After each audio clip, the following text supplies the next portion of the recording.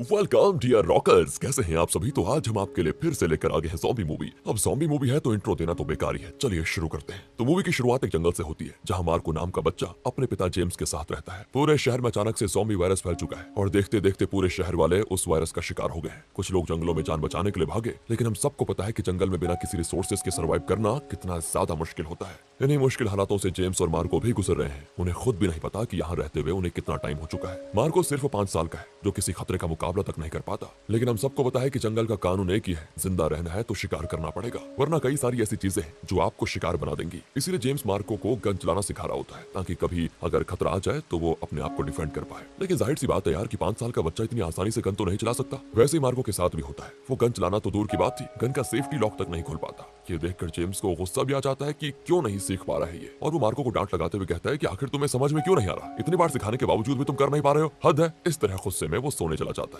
और मार्को अपने पिता से काफी ज्यादा डरता था क्योंकि उसका इस दुनिया में उसके पिता के अलावा कोई है ही नहीं। माँ तो बेचारी काफी टाइम पहले गुजर गई है और तब तो मार्को को अकल तक ढंग से नहीं आई थी, इसलिए उसको नहीं पता कि उसकी माँ के साथ क्या हुआ। अब जेम्स मार्को को मोटिवेट करने के लिए एक कहानी अक्सर सुनाया करता है। कहानी के अनुसार एक जादुई फेरी है जो जंगलों में रहा करती थी। बच्चों को उससे काफी ज्यादा प्यार था और वो भी बच्चों को काफी ज्यादा पसंद किया करती थी। लेकिन एक दिन अचानक से वो फेरी कहीं गायब हो गई। उसके बाद से ही ज़ॉम्बीज़ ने पूरे शहर पर हमला शुरू कर दिया। जिस दिन वो फेरी मिल जाएगी उस दिन से सारे ज़ॉम्बीज़ खत्म हो जाएंगे। लेकिन फेरी को ढूंढना इतना आसान काम नहीं है। कहा जाता है कि एक ऐसा चुना हुआ बच्चा होगा जो स्टोन वैली के अंदर जाकर फेरी को ढूंढेगा, और वो चुना हुआ बच्चा कोई और नहीं, मार्को ही है। इसीलिए मार्को को ताकतवर बनना है, हिम्मत वाला बनना है, ताकि वो फेरी को ढूंढ पाए। दोस्तों, जेम्स ने ये कहानी मार्को को सिर्फ मोटिवेट करने के लिए बनाई है, और इसीलिए मार्को के दिल और दिमाग में बैठ चुका है कि मैं ही वो चुना हुआ बच्चा हूँ जो फेरी को ढूंढकर दुनिया को बचाएगा। मार्को के हाथ पर एक अजीब सा निशान भी बना होता है जो कि अल्फाबेट एम जैसा दिखाई देता है। वैसे मार्को का मानना है कि यही निशान देखकर मेरे पिता ने मेरा नाम एम से मार्को रख दिया। लेकिन दोस्तों, इस निशान का असली मतलब क्या है आखिरी में पता चलेगा। बहुत इंटरेस्टिंग चीज है।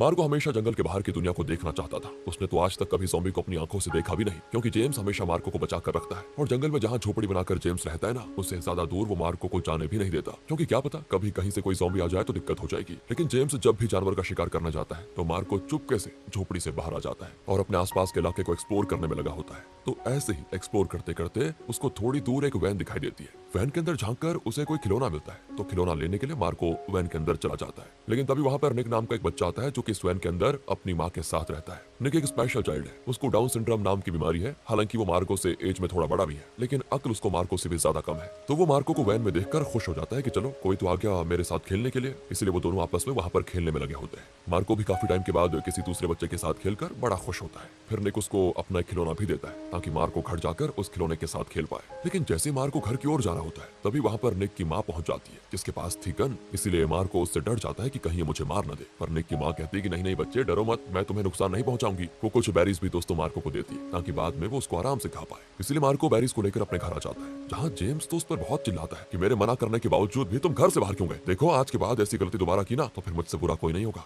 मार्को भी दोस्तों डरते हुए कहता है कि माफ कर देना पिताजी, आगे से ऐसा नहीं करूंगा। मार्को जब से निक की माँ से मिला था उसको अपनी माँ की याद आने लग गई थी कि मेरी माँ कहाँ होगी, काश वो मेरे साथ होती तो कितना अच्छा होता, पता नहीं वो मुझे छोड़कर कहाँ चली गई। अब अगले सीन में मार्को अपने पिता को ढूंढ रहा होता है क्योंकि काफी टाइम हो गया था वो घर नहीं आए थे। वो उन्हें ढूंढते ढूंढते जंगल में थोड़ा दूर आ जाता है जहाँ उसके पिता की आवाज उसे सुनाई देती है। वो जैसे ही दूर से झांक कर देखता है कि उसके पिता क्या कर रहे हैं, और तब वो जो चीज देखता है ना उसके होश उड़ जाते हैं, क्योंकि उसके पिता ने निक की माँ को शूट करके मार दिया था। पर मार्को को समझ नहीं आता कि ये क्यों हुआ, आखिर मेरे पिता ने ऐसा किया क्यों। वो काफी ज्यादा घबराया हुआ होता है। उसके अंदर हिम्मत ही नहीं होती कि वो अपने पिता से कुछ भी सवाल कर पाए। इसके बाद रात को मार्को मोबाइल पर अपनी माँ की पुरानी वीडियोस देख रहा होता है, और ये वीडियोस तब की होती है जब वायरस फैलना शुरू हुआ था। उस वीडियो में मार्को की माँ कह रही है, न जाने मेरे बच्चे तुम ये देख भी पाओगे या नहीं, लेकिन अगर कभी तुम्हें ये वीडियो दिखी तो ये बात याद रखना कि मम्मा तुमसे बहुत ज्यादा प्यार करती है। मैं तुम्हें कभी छोड़कर नहीं जाना चाहती थी, लेकिन हालात ही कुछ ऐसे बन चुके हैं तुम्हारे पिता ने।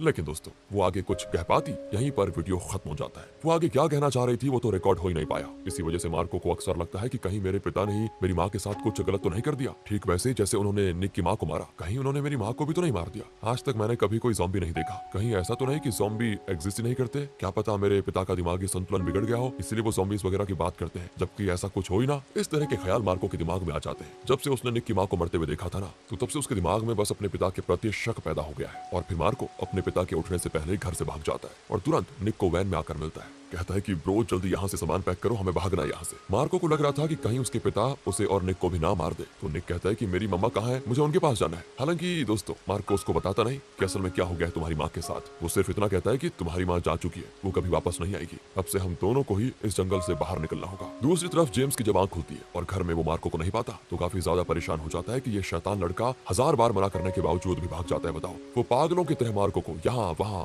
हर जगह ढूंढता है, सोचता है कि कहीं कोई ज़ॉम्बी मार्को को अपना शिकार न बना ले, लेकिन हर जगह छानबीन करने के बाद भी उसको मार्को कहीं दिखाई नहीं देता। इधर मार्को और निक जब आगे बढ़ रहे होते हैं तभी उन्हें आसपास किसी के होने का आभास होता है। ऐसा लग रहा है कि कोई जंगलों से होते हुए उनके करीब आ रहा है। इस चीज से दोनों को घबराहट भी होती है। आखिर बच्चे जो ठहरे तो वो तुरंत सामने खड़ी गाड़ी के अंदर छुपकर अंदर से दरवाजा बंद कर लेते हैं। तब उस गाड़ी को चारों तरफ से ज़ॉम्बीज घेर लेते हैं। ओह, यानी कि ज़ॉम्बीज सच में एग्जिस्ट करते हैं। और ये भी क्लियर हो गया है कि ये जेम्स के दिमाग का वहम नहीं था। मार्को बहुत ज्यादा डरा हुआ होता है कि ये सब क्या है, उसको कुछ भी समझ नहीं आ रहा होता है कि क्या करे कैसे करे। लेकिन तभी वहां पर कोई आ जाता है जो एक के बाद एक करके सारे ज़ॉम्बीज को शूट करके मार देता है। वो इंसान कोई और नहीं बल्कि जेम्स है, जो अपने बेटे को ढूंढते हुए यहाँ तक पहुंच चुका था। तो वो गाड़ी के अंदर से मार्को को तुरंत बाहर निकालता है, उसको अच्छे से चेक करता है कहीं किसी ज़ॉम्बी ने काटा तो नहीं इसको। उसी गाड़ी में उसको निक भी दिखाई देता है, लेकिन जेम्स निक को बाहर नहीं निकालता क्योंकि उसे निक से कोई मतलब ही नहीं होता। इसके बाद वो मार्को को लेकर वहां से जाने लग जाता है और मार्को कहता है मैं आपके साथ नहीं जाऊंगा, आपने पहले निक की माँ को मारा, उसके बाद उसको भी ऐसे मरता हुआ छोड़कर मैं नहीं जा सकता। आप बिल्कुल निर्दयी इंसान हो, मुझे तो लगता है कि आपने ही मेरी माँ को भी मारा होगा। ये सुनकर जेम्स कहता है कि देखो बच्चे, तुम समझ नहीं रहे हो यहाँ पर हो क्या रहा है। ये ज़ॉम्बीज किसी को काट ले तो वो इंसान भी उनकी तरह बन जाता है।